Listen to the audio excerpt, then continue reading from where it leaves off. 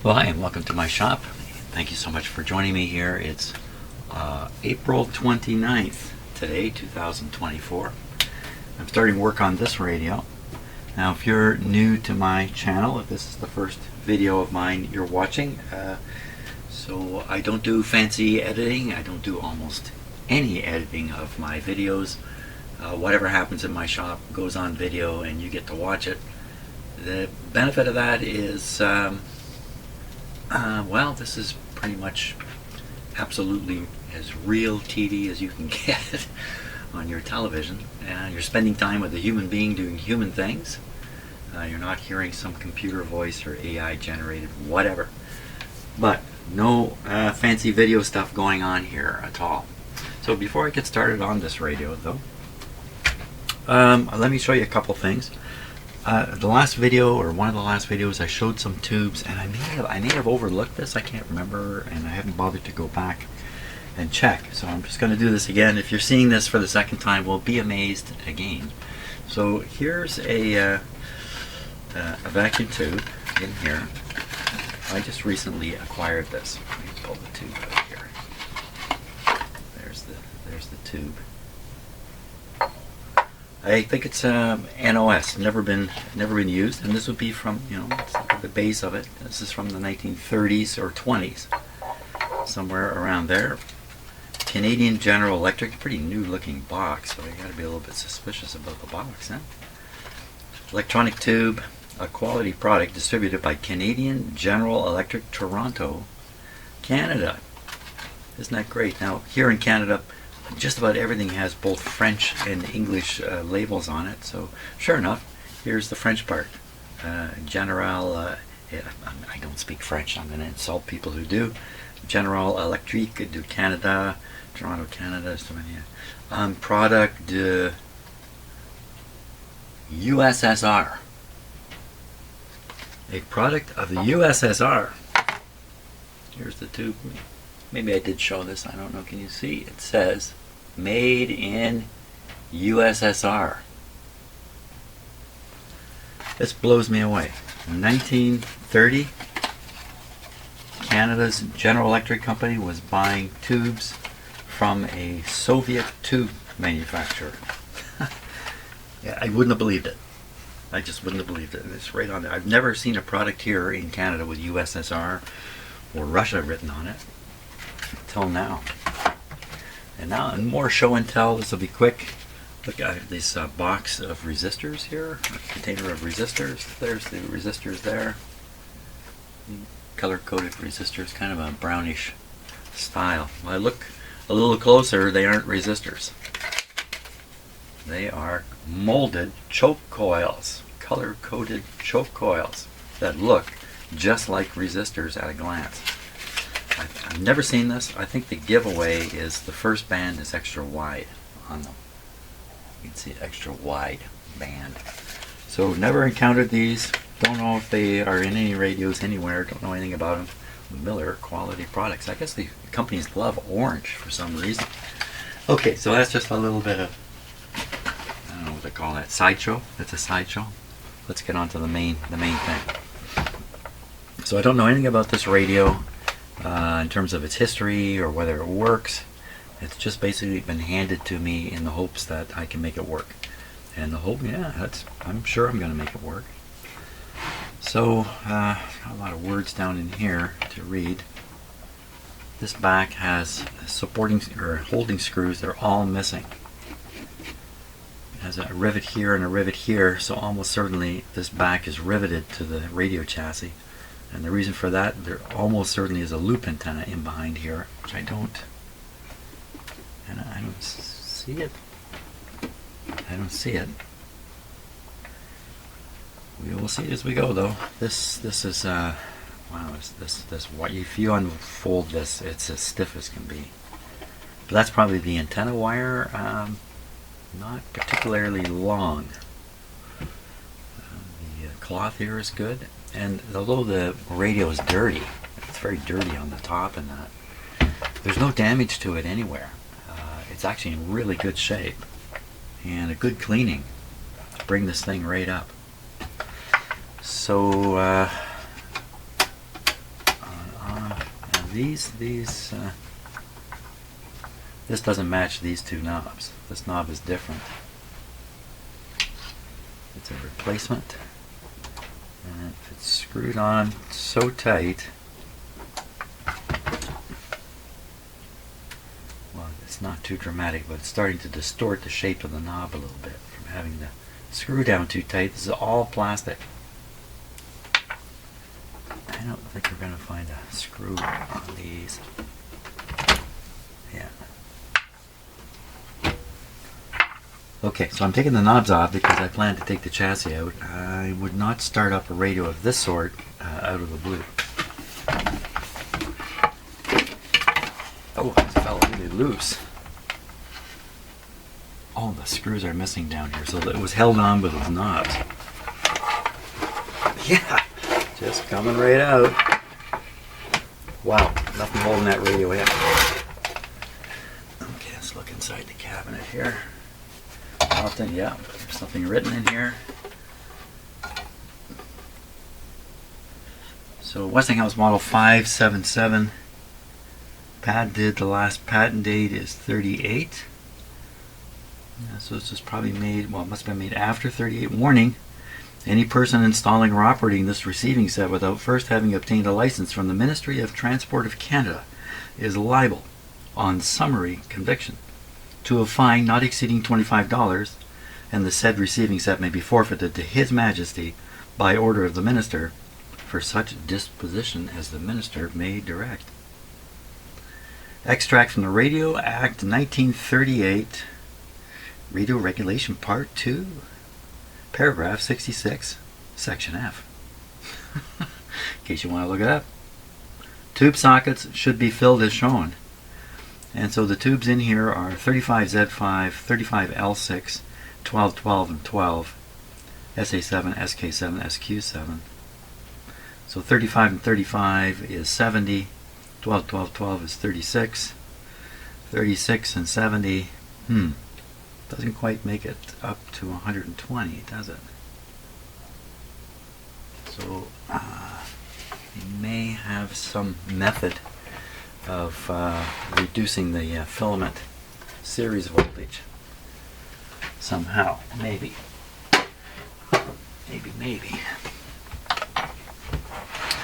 So it's got a bottom plate that's covering it right up. Nice and clean. The light is here.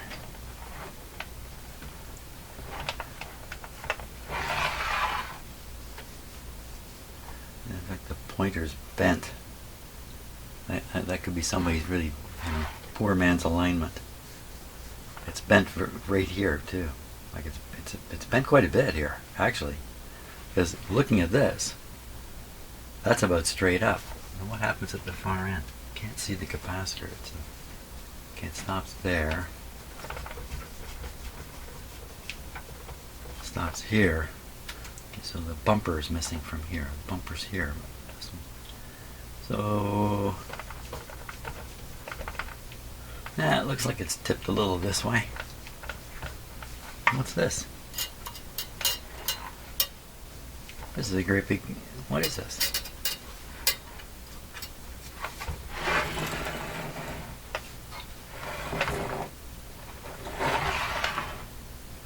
This is a spring.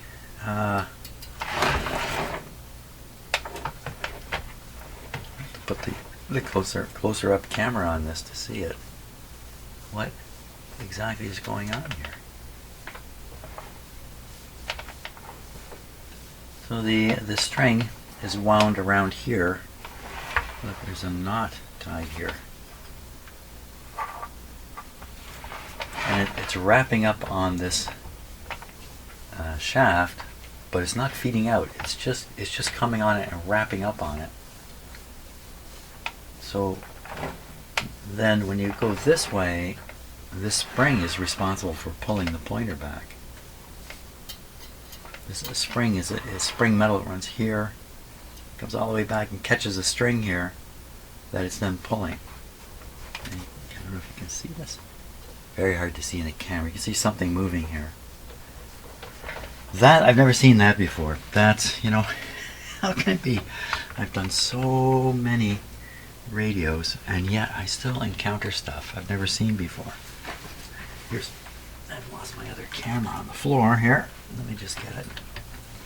And what we'll do is we'll take a closer look at that because you can't see it from far away. Here we are. So this is the spring part here. If I tune the radio,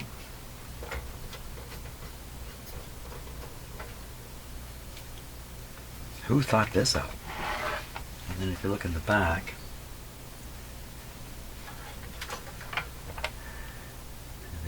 there's two wheels there. One has the string going to the dial. Let me get a better view of it here.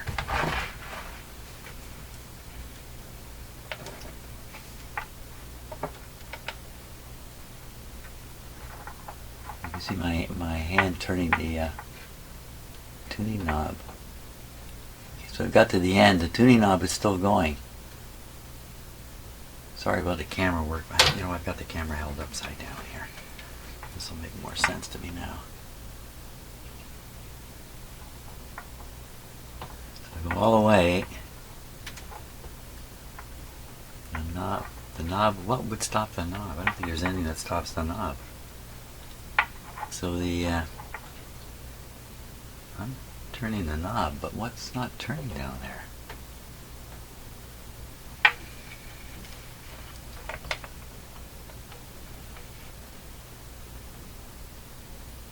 Just waiting for the focus to...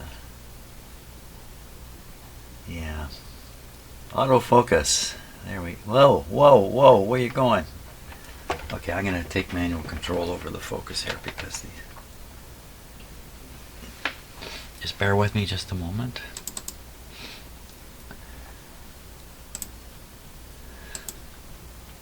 Today's another gray day here. Rain all day long. Thunderstorm coming. Possibly. Okay, now fix the focus here so it won't wander off.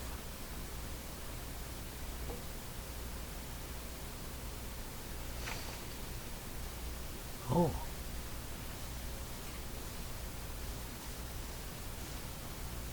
Really?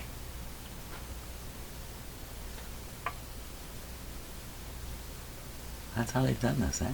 So they have some kind of a gearing ratio system in here.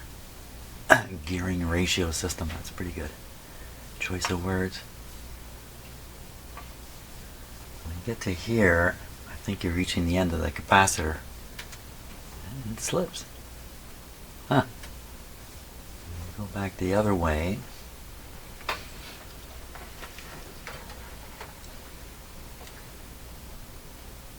There's the end of the spring, and I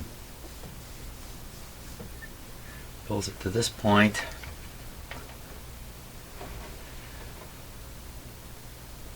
And this, huh. I would never have imagined they had done this. Never seen one like it. You know, in combination. Big long spring. And how are they holding that string? Is it just kind of clamped under there with some kind of clamp? So the clamp part probably can't rotate. The metal, whatever you want to call that.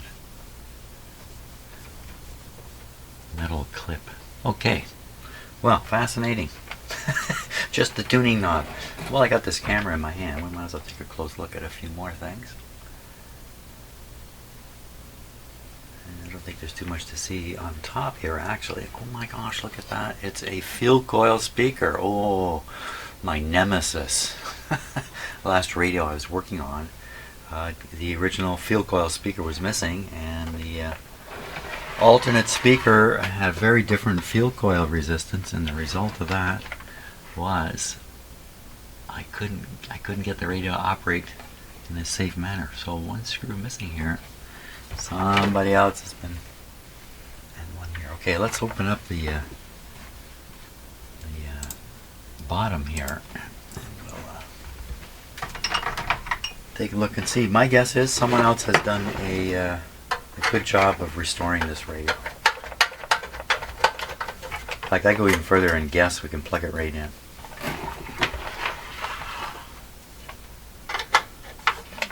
This came out of, I believe, this came from basically an estate sale from someone who was doing stuff like me. And let's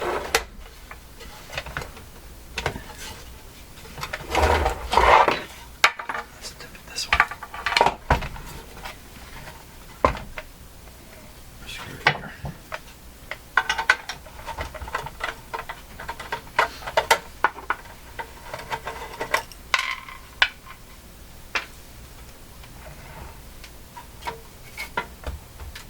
Screws are missing back there. Oh, a lot more information here. If you look at this, you can see where the bottom screws go in to hold this radio. They're going into some non-conductive material that's been riveted here. Same thing here. That's a hint that this is a hot chassis radio. That's a strong hint. This is a hot chassis radio. And we'll see. Looks like there's some alignment ports here. Yeah, there's 2 screws in there. So you do the alignment with the bottom plate on. There we go. Okay, drum roll. What do we got? Nothing's been done. Nope, something's been done. Almost nothing's been done.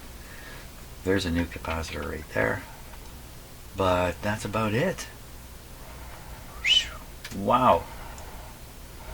Here's a capacitor inside of a grounding sleeve or a shielding sleeve here.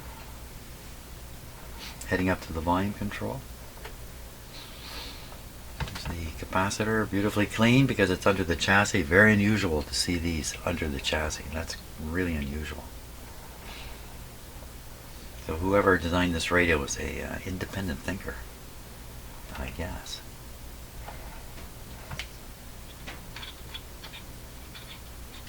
A little odd there. Let's use the close-up camera and we'll just do a rundown on it here. I am surprised that it's not all fixed up. All the wax capacitors haven't been taken out. I got to change the focus on this. It's a little too close. We need this to be just a little different here. Yeah, about like that. Okay, we'll start down here. What I'm looking for is strong evidence of defective parts, like that molded. I assume this is a molded capacitor. This is a resistor here. Yeah, that's a resistor. Big long one. I wonder if that could be the resistor designed to drop the series voltage on the heaters a little bit. I don't know though. I mean, it's a big long. Could be just part of the. Probably more likely the power supply filter. And probably the tubes are getting the full Monty across them. Do the math again. It was 36 and 70. So that's 106 volts. But typically you're going to plug this in at 115. That's an extra volt per tube. This is probably the blocking capacitor on the output tube. I'm just taking a guess. I mean, if there's one capacitor somebody would change in a radio like this, it would be that one, I would think.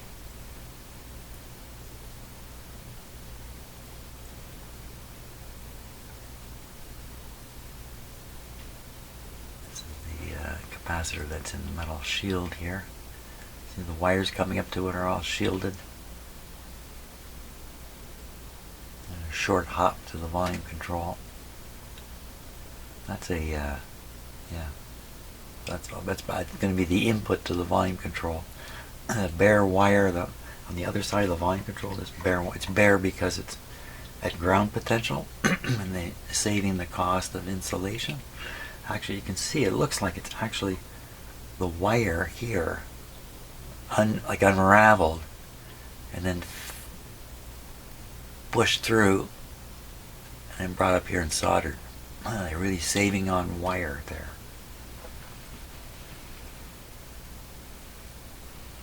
Maybe it was the employee suggestion of the month.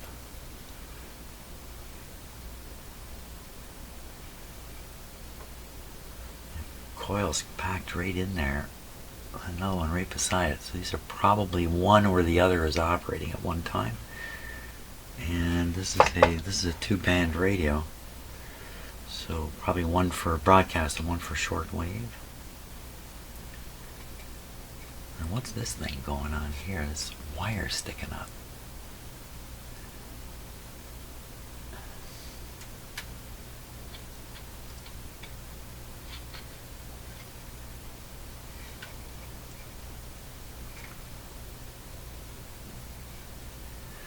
So you might say, oh, somebody didn't cut away an old piece of wire. They should have trimmed that off. And you'd probably be right.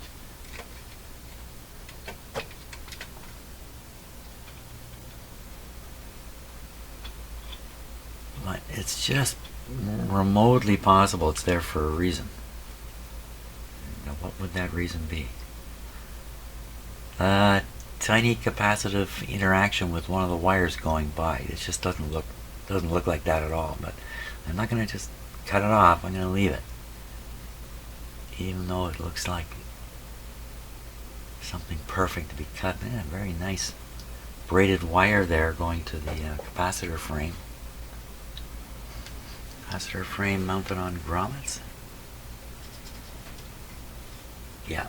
So it's up on grommets. So those screw heads are insulated from the chassis. And then this, well, that goes right to the chassis. So the purpose of these, I believe, these grommets, is just to give this thing a little bit of movement, a little bit of play. I don't know. Why wouldn't they just bolt her down solid? In this case, so I'm sure the capacitor is going to be just fine because it's been protected, clean as a whistle. Well, this looks great. I think we should turn this guy on. That's what I think. Yeah, I think so. Somebody's done some work to it, and they were happy at the end that they'd done enough. One capacitor was enough. We're going to turn this guy on. Now, what if this thing works really well? What am I going to do? I'll probably just leave it as is, clean up the cabinet. Well, I'm going to go have a little coffee break, then we'll turn this guy on, see what happens. Okay, before we start up this radio, I want to know how they've handled the, I think I turned this radio over, how they've handled the power coming into it. So let's trace that out.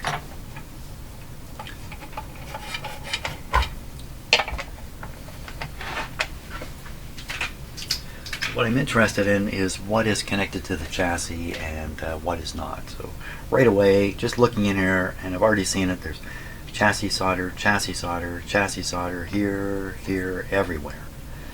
This is all soldered down here. The chassis is an integral part of the electronics of the radio. Now the power cord. So here's one. Comes to the switch. On the other side of the switch, you can see a bare wire. It's the same bare wire I was talking about earlier. Like that. Comes right off the far side of the switch. So if you close the switch, this wire is connected to this terminal, is connected to this wire. This is the incoming power cord, and this is going down to the volume control. So it's just the grounding of the volume control, but there'll be many things that are grounded. So on this black wire, let's come down here. There's another black wire here. This comes over to here. I'm looking for something soldered to the chassis from this black wire. I'd like to see it, if I could. I don't see it. Okay, so you've been hunting there for quite a while, and you never see it. So we'll do a little test here. Just take a resistance reading.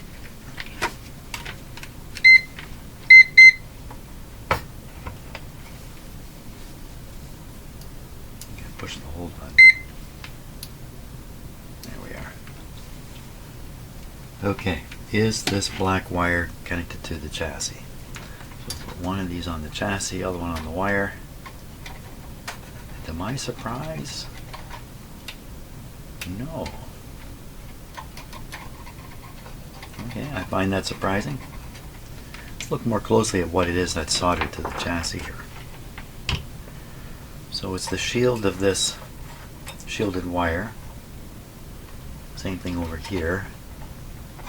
Here's what I was looking for. Here's a big capacitor soldered right to the chassis here. And we know the frame of the capacitor, tuning capacitor is on the chassis. The metal bracket of this tube socket is soldered down to the chassis. Same thing here. They're just catching the right near a rivet. So in every case, they've soldered the metal part of the tube socket to the chassis. So far, I haven't really identified anything that's carrying a signal potentially, except for this capacitor and this resistor I noticed earlier. It's also tied to the ground, tied to the chassis. This terminal strip is soldered down to the chassis, but the connections up on top here do not make it to the chassis connection, so they're isolated. So what I'm seeing is there are no signal or important wires tied to the chassis. What there is a capacitor and a resistor going down to the chassis, and I'll bet you in both cases they are connected essentially to the black wire circuit. Let's see if I'm full of crap here. Let's see if that's true. Okay. Black wire circuit. So we'll get onto it here. And we'll try it here. And it looks like I'm full of crap here. Oh, there it goes. 0. Yeah. So basically, there's a B- circuit made up probably of a number of wires, probably black wires, running around through the radio doing the B- thing. In some radios the chassis does that, but not in this radio. But they don't want the chassis to just be a floating piece of metal here, so they've tied it back to the B- wire through this resistor and through this big capacitor here. So one way of looking at it is any signals that have gotten into the metal of the chassis will be drained out to the B- where they won't have any impact on the radio at all. That's kind of a way of looking at it. So that means that very hard to get a shock off this radio by touching the chassis unless this capacitor is very leaky. Even in the perfect condition, you could still get what would be called a brush shock. It's just a mild shock. Okay, I don't think there's any reason to hesitate plugging this radio and turning it on. The condition is actually very, very good. Among the better radios that I've seen come in here. This guy's got a good cabinet, only he's a little dirty. Somebody's done one capacitor. They probably, as I mentioned before, picked off the you can look at it right on this circuit here. The capacitor they've probably replaced is this one here. 0.01, that's the size of the new one they put in. And it's right on the grid circuit to the output tube. And on this side is the plate circuit of the previous tube. And there's some voltage here. It won't be very high. Maybe 90 volts or 80 volts or something like that. But you don't want any of that positive voltage getting over onto the grid of the output tube. And so this capacitor, if it begins to leak even a little bit, presents a problem to the radio. A lot of other capacitors can leak, and it's really just nothing of significance to the radio itself in terms of its performance or operation or whatever. Okay. I think I might even stop and go have some more coffee here before we do this. Let's just get it all set up here. So I'll be plugging this in. I've explained this so many times, but it is my first video number 1 on a series. Looks like this may be a short series too. This guy is just this outlet or extension cord here. This is plugged into an isolation transformer. So when I operate a device out here, it's not grounded. But all of my test equipment is grounded. Everything is grounded. So as soon as I connect test equipment to the radio, I've sort of undone the isolation transformer benefit. Just so you know what I'm up to. And also, I'm going to feed the power. Let's get this out here. Feed the power to the radio through what are called dim bulbs. Dim bulbs, just light bulbs, incandescent light bulbs, you know, with a hot filament in them. They're sitting right up here. The two of them are sitting here. I'm going to reduce this to one bulb. So when I hit the switch, the power is going to go through the light on its way to the radio, and that's going to prevent, you know, anything really bad from happening. So I can turn that good. I can band switch. I can do the band switch too. Excellent. So we're going to put it this way because I think that's probably broadcast. Let me look. Yes, broadcast. And so it has a no antenna. I thought it was going to have a loop antenna on here. It has no antenna. So okay, so this wire is it. This is it. That's not going to do much. But we'll start it up with it like that. Then I'll hook up the proper antenna afterwards. So volume is down. A little scratchy. There we go. Switch is off. Nothing happened. That's good, because I've got it switched off and you're looking a little too high there. How about like that? Okay, power off, switch on, power on.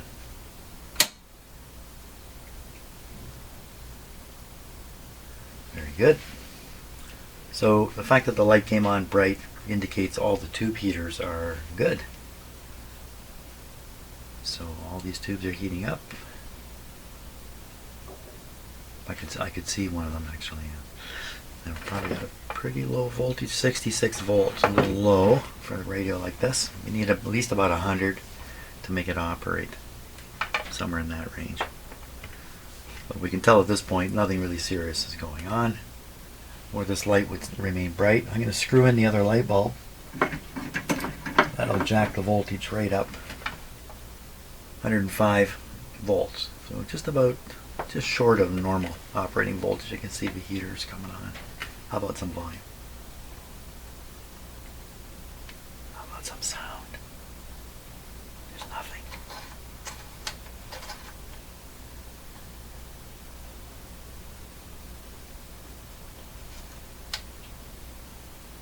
A little bit unexpected. We're got 96 volts on it. We'll just push it up a little higher.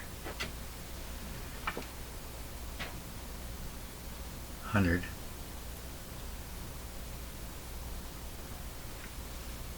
Wow, I'm surprised. Volume's full.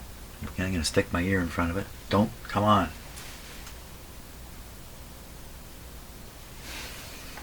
It's totally silent. Like there's no hum, no hiss, no nothing. Very surprising. 100 volts. It should be operating. For sure. Should be something coming out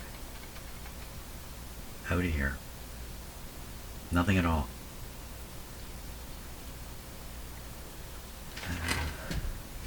Okay, I want to turn it up, do some, turn it over and do some tests on it. Does this pointer stick out the top here at all? It does actually. That's probably how this got bent. Now, I bet you the radio was upside down and somebody tuned it, and that bent the pointer. Well, who knows? Okay, power off. I'm going to flip it over. I turn the power off while I'm flipping it over because if something happens I would drop it. I don't want to do that. Where did I put the pointer? We can see what the pointer's doing. Okay. Now, we're going to want to find out right away, is there any B plus in this radio? Because it was so quiet. I would guess that the B plus is absent. So So we're going to do that using this meter here. I won't clip this onto the chassis, that wouldn't work well. We need to clip it onto that black wire circuit or B- circuit. So I need to pick a good spot to put this big ugly clip in. In fact, this is too big and ugly. Get a less ugly clip here. The big bare metal clip right in the back of the radio. Okay, where's a good black wire to get onto? So, we know this is a spot here. Following this wire. Another spot here. See how these capacitors are also connected to the same spot? They're just going back to B-. This looks like a fairly good spot to clip, actually. Maybe not. Let's see if we can find something better. So usually they, like a wire will extend out of there onwards. I don't see one. And there's got to be a wire coming off of that.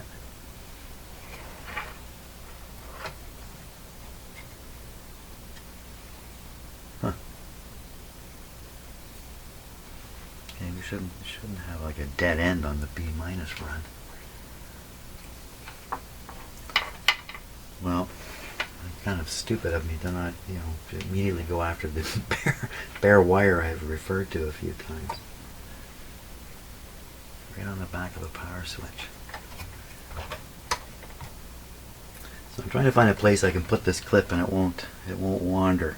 That's good. That's not going to wander. There we go. Okay. We're ready now. Ready to take some voltage measurements. So I'm just going to bring you down here. See the meter in the background here by the pile of tubes. So we're on the 150 volt scale. Shouldn't be any voltages over 150 volts in a radio like this. 120 is more typical. Filter capacitors. I never made a note as to where the filter capacitors or capacitor is. Where is it? There it is. Right in the middle of the radio there. Yeah, right in the middle. Why didn't I see it? Funny how you can look but not see. Well, here's the capacitor here. That's another good spot for the B- connection. Which of course is right here. So you notice this is not a metal material. This is a non-conductive material. Let's look at that capacitor again, because there's more hints. The capacitor is wrapped completely in cardboard. You can't touch the frame of the capacitor or the can of the capacitor anywhere. The base is riveted to the chassis, but the rivets are going through the non-conductive material. So that's how they've made this capacitor, so it can not be in contact with the chassis electrically. Okay, so here, no, not there, here. Where these red wires are coming away from the capacitor, that usually indicates the high voltage side. And there's usually one more wire heading off to the output tube. It's probably this one here, and that's probably the bypass capacitor. Could be wrong about that, because I could be wrong, but it's something like that's going on. Okay, we're ready. We're ready to go. Plug in. Here we go. Okay, sets on.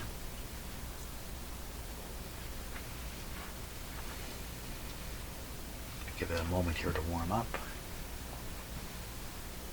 Then we're going to look for that high voltage. So again, 150 volt scale, positive upscale. Should see 100 volts here. It's coming.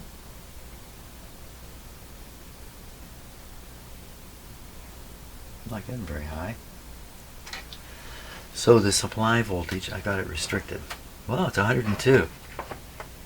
Just turn it up a wee bit more. I mean, now it's in the really 105. This is really what, it's a little low, but you could find that in your outlet. What do we got here? On the 150 volt scale, how about on the 50 volt scale? So 30 volts. That's not enough. Let me try the other. This is probably another high voltage terminal here. Low, and over here.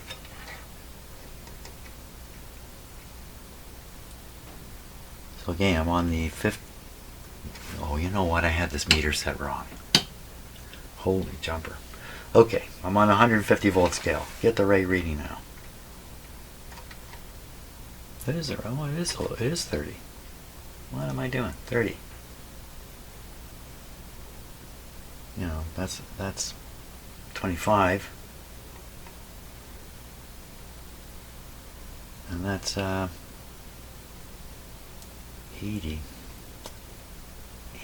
80. So usually it's around 120 in these radios.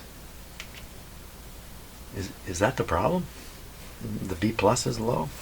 Let's look at what the B plus is on one of the tubes here now. I don't really know which tube I'm fooling with.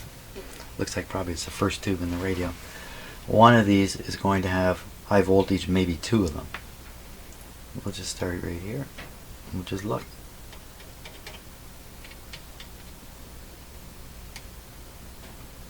A bit there.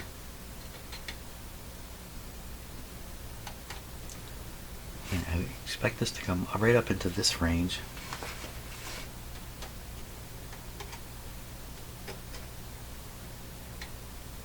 So we've got all of, it's 26 volts or something.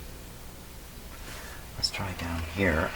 Now, the output tube, this is the rectifier tube, this is the output tube. Let's go to the output tube. There should be two pins. This resistor appears to be overheated. It's blackened in here. Let's go right on that terminal. Small voltage.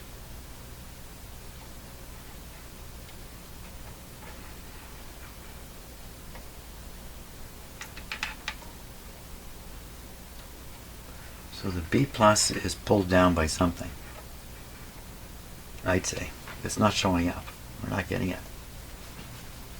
Low B plus supply voltage is 105.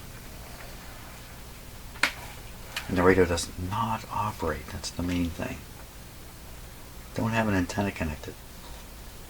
It's just possible that it's quiet because there's no antenna. No, I don't think. I can't remember if I have this turned on or not. Let's just try. It's way over here. Let's just try this end of this wire here. This is turned up.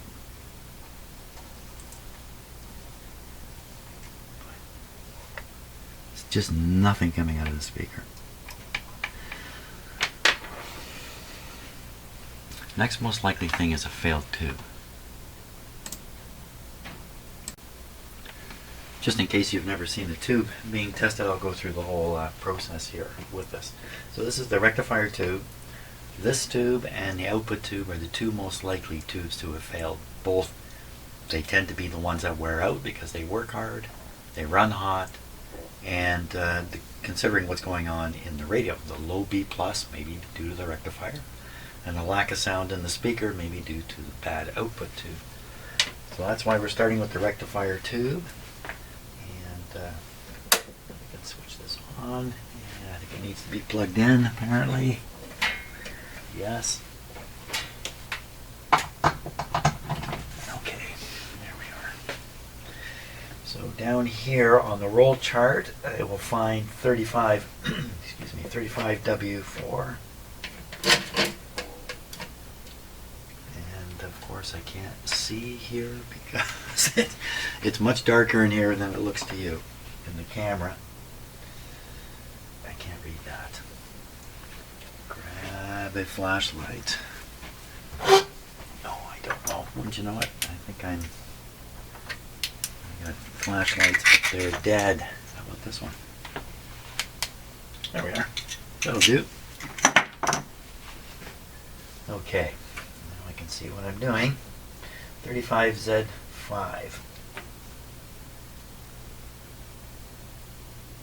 Making sure that's a 35Z5. Yes, it is. Okay, so 35, setting for the heater volts.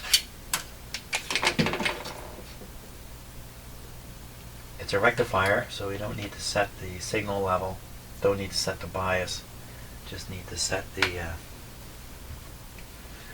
numbers here.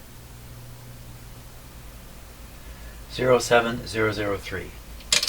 07003. 0610. 0610. 23. Sensitivity and E for the plate. It's already set. All of these switches are up. We're ready. Okay, should I double check? That's kind of careful, but you know it's easy to make a mistake here. Read the wrong row of data. 07003. 07003. And 0610. Okay, that's good. Here we go. Now just give it a moment to warm up.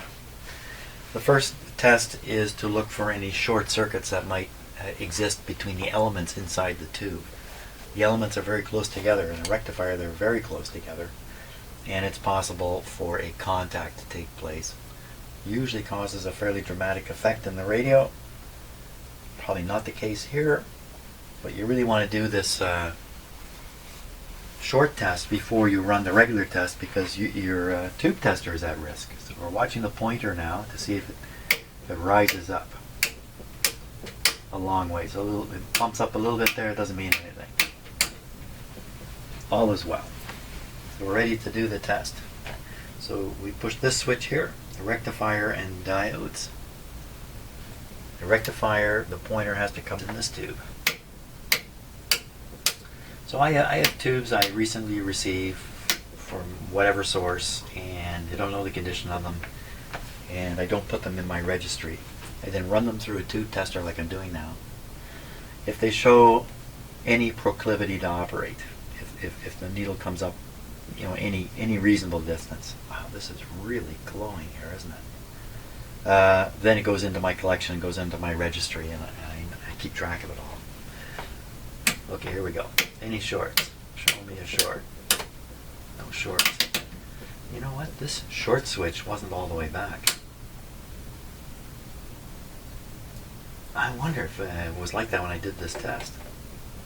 Or did I just do that? Let's test this tube. So no shorts at GM above 1,000. Yeah, way up there. So this is a good tube. Oh, that's what GT stands for. GT, good tube. 16? I don't know what 16 means though. Okay, I'm putting this one, I'm going to put this one right in the radio. I do not want to mix it up. We're going to retest this one because maybe I was stupid what I did. But I'm sure if you leave this in the wrong position, you're not going to get a valid test out of this. Who knows what might happen, in fact. Operator error. Okay, it's warmed up. Just do this again for some reason. Force of habit. Definitely over. GM. No. No. No. No. She's weak. She's weak. A weak guy. So weak 2. Don't want. Now this is weak enough. I would not put this back in my collection, even though it functions. It's really weak. I'm going to set it over here near the garbage can somewhere. Okay, so if you hear the sound of glass breaking, you know I dropped that tube over there. So here we go. So we're gonna try the radio again. I give the chance of this working. Got some kind of bad English there. I think there's very little chance that this radio is going to operate.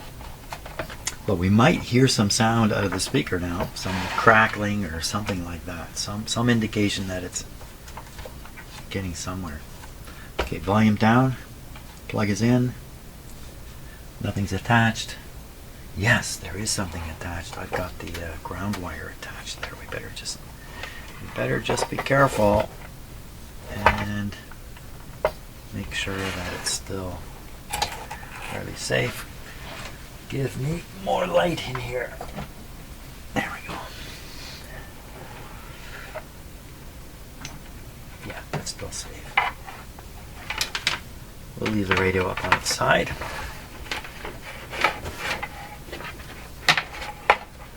Here we go. Switch is on. And 2 dim bulbs at once. Tube appeared in the tube tester to be hotter and more glowy than the last tube. And same thing in here. It's really bright.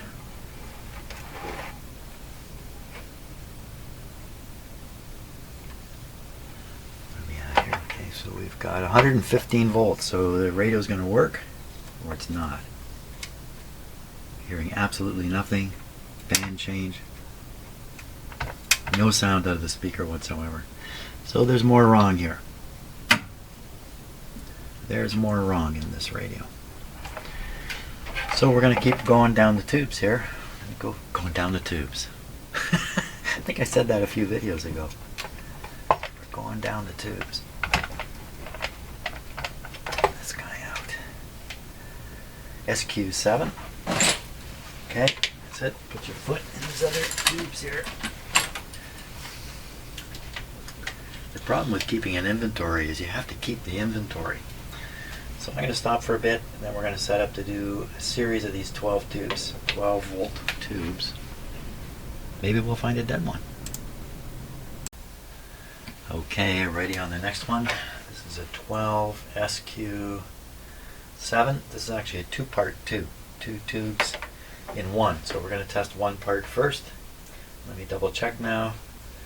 13 on the filament voltage. Signal level 1.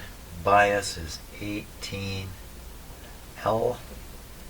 The numbers are 25100, 25100, 3760, 3760, 37 here. F. We're good. We are good. So I would kind of expect that the low B plus we measured in the radio is really the thing to focus on. I don't expect to find another bad tube in this radio. Well, we don't know. But I don't think a bad tube is the source of the problem. But we're going to eliminate that possibility here. Okay, and a good tube is going to show 760, so just above my finger there. And see, it's well above. That's good. Now the next test is the detector diodes. 2013P. 2013P. 0760. 0760. 48A.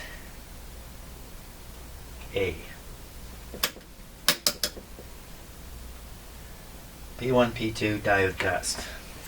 Those 2 diodes in here we're going to test.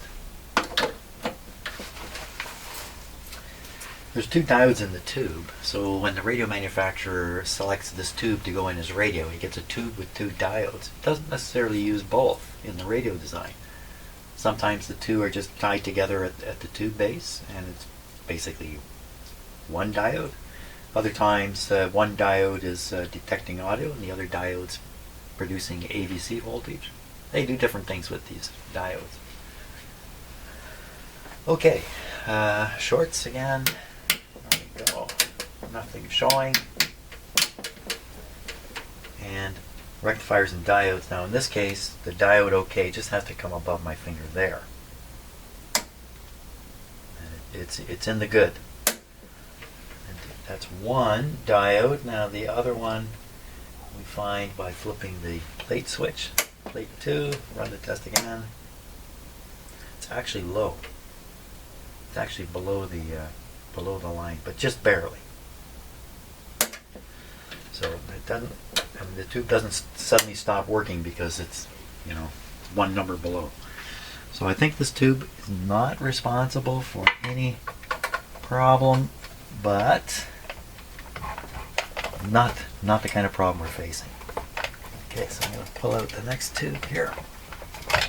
Here it is. There should be a 6 SK7. 12 SK7. I will set up the tube tester for that. Okay, let's give it a test here. Oh no, not a test. Double check. 12 SK7, 13 filament, 2 on the signal level, 10 low on the bias, 17251. 17251. 4630. 4630. 44. See. Good. 13. The 12 SK7 is used as an RF amplifier in the middle of the IF circuits of the radio. Typically there's one IF amplifier and 2 IF transformers on either side of it in the circuit.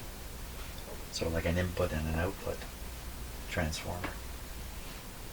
This guy's ability to amplify is very important in the radio. Often the bulk of the amplification. Oh, look at this. Huh.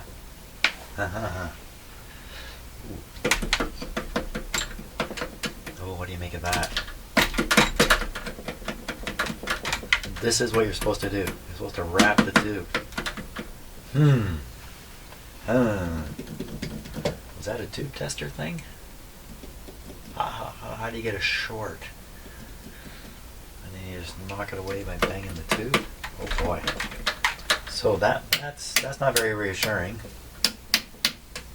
At this moment though, it's okay. Was that just one of those things? Or is that something to be really considered? 12 SK7. So this should come up to 15. I can't be sure. 1520. So it's way up, right in the middle. Way up, right in the middle. So I've got to get above my finger here. Way above. What about this short thing? I don't know what to make of that. Okay. Now, was that the tube? Or is that my tube tester doing that?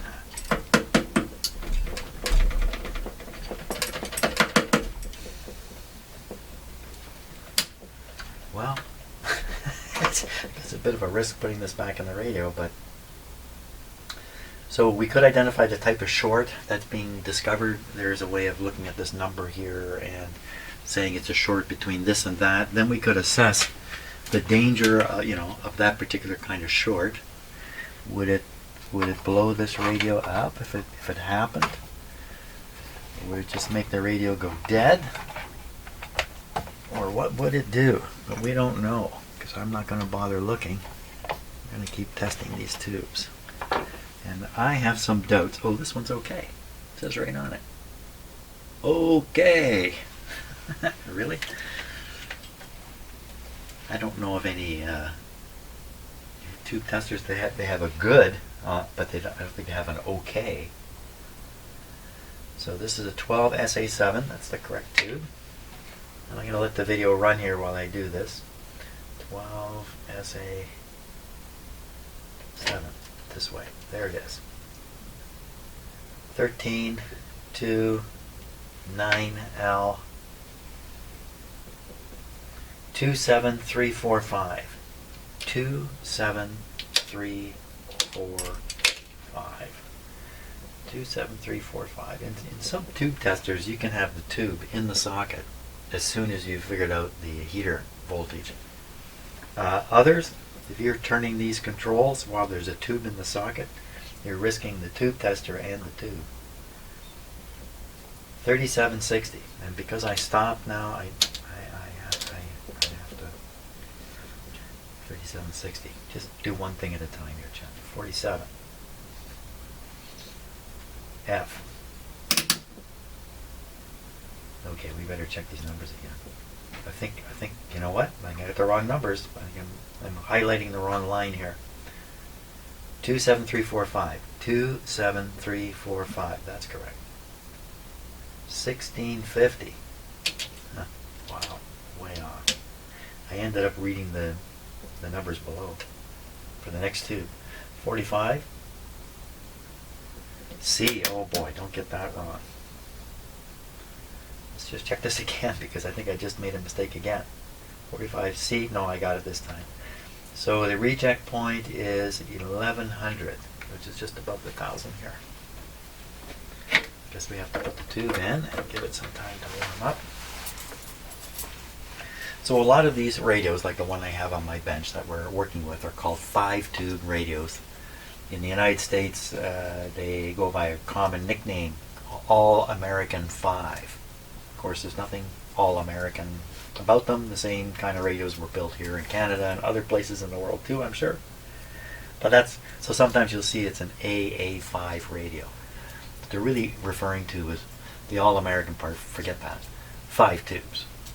It's not always 5 tubes, sometimes it's 6 tubes.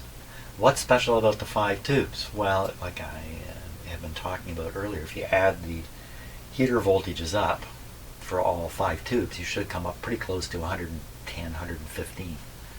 And then what's happening is all those tubes operate with the same amount of current. Even though the 50L6 has 50 volts, it's the same, whatever it is going through it, 250 milliamps or whatever it might be. Every tube getting the same current because they're in series. And so the whole point of me telling you this is similar to how you have computers with chip sets, where this set of chips works together and are sold together as a set. Same thing with these tubes. These tubes represented a set. So you often had an SA7 at the start, a 6 or a 12 SA7, 6 or a 12 SK7. Oh, it'd be 12 in a radio like this, by the way, not a 6. It'd be a 12. 12 SK7, 12 SQ7, and then usually a 50L6 and a 35W5. In this radio, it's a 35L6, so there's something a little weird about the voltage here, which we haven't gotten down to yet. Weird, something weird. Not enough tubes to drop the whole voltage. No shorts. Showing. This guy is supposed to come up to, let's say 1100. Yeah, right, just above here. A little weak. My finger is indicating the point at which this tube tester manufacturer suggested you replace the tube. Now, that's back in the 50s when you can go to the store and get the tube, no problem. You can still go to a store and get a tube today, but it's a bit of a problem now. So, scrapping a tube like that? No, I don't think so. I don't think that's smart. All these radios come with a major weakness compensator control called the volume control. And if the tubes get weaker and weaker, you crank the volume up higher and higher. Now, at some point, that's not going to work for you. But mostly, you don't even know you're doing it. That's right, the weak tube compensator control. So we're going to put this one back in. Because again, this cannot account for a totally silent speaker. The totally silent speaker is accounted for by the low B+, I believe. That's really where we're going with this. So, I've replaced one tube in here, the output tube. And the rest of them are the original tubes, one of which we know is a little bit weak, but not enough to worry too much about. So, why the low output? That's the question, and that's what I'm going to work on tomorrow. I'm done for today. Thanks a lot for watching. If this is the first time you're watching my videos, they are not super dynamic video, fast-paced things. I chug along at a normal human rate here. And another warning, I get stuff wrong. I say things wrong. I mean to say blue and the word red comes out of my mouth. Stuff like that's happening. So if you're watching my videos, you got to keep your own thinking cap on while this stuff's happening. So thanks a lot for watching though, and I'll be in here again tomorrow and we'll go a little further with this radio and the B+ question, I guess. I guess that's the right question. See ya.